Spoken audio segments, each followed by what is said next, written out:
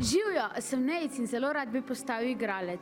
Današnjega obiska gledališča se še posebej veselim, ker so izkušnje in nasveti iz prve roke vedno najboljši. Dober dan. Živjo. Nejc, kdaj ste začutili željo potem, da postanete igralka? V osnovni šoli. Spomnim se svoje prve vloge, v 2. razredu sem bila Košata Solata. In sem pela, lepo je biti solata, košata, košata, solata, solata, solata, solata, solata, to sem jaz. Ali so vam doma dovolili, da postanete igralka? Mama je rekla, to je ciganski poklic, ajde. Doma so vedno podpirali, odloči se, kaj želiš delati celo življenje, odloči se pametno, odloči se sam, ampak delaj, delaj, delaj, delaj. V Sloveniji je zelo veliko igralk. Kako prepričate, da izberejo ravno vas? Z odnosom do dela, ki ga imaš, z odnosom do sodelavcev, ki ga imaš, z dosedanjimi izkušnjami, s talentom.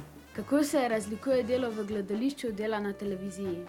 Pri delu v gledališču moraš biti res dobro skoncentriran, tisti čas predstave. Vedno lahko pride do kakšnih manjših napakic, ampak jih moraš vse speljati tako, da publika tega ne opazi. Na televiziji recimo, če se zdaj midva kje smotva, lahko prekinemo kamero in gremo še enkrat od začetka. Kako si pa zapomnite vsa besedila? Lažje kafijsko. Na odru so ti vedno jasne situacije, ki te peljejo potem iz točke A v točko B in tudi bolj, ko ti poznaš svojo vlogo, lažje si jo zapomniš, pride nekako v kri.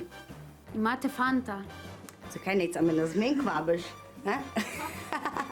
Tako kot Tajdi je tudi meni gledališče zelo blizu. Upam, da se bom nekoč tako kot ona tudi jaz prehajal po odrskih deskah. Adijo!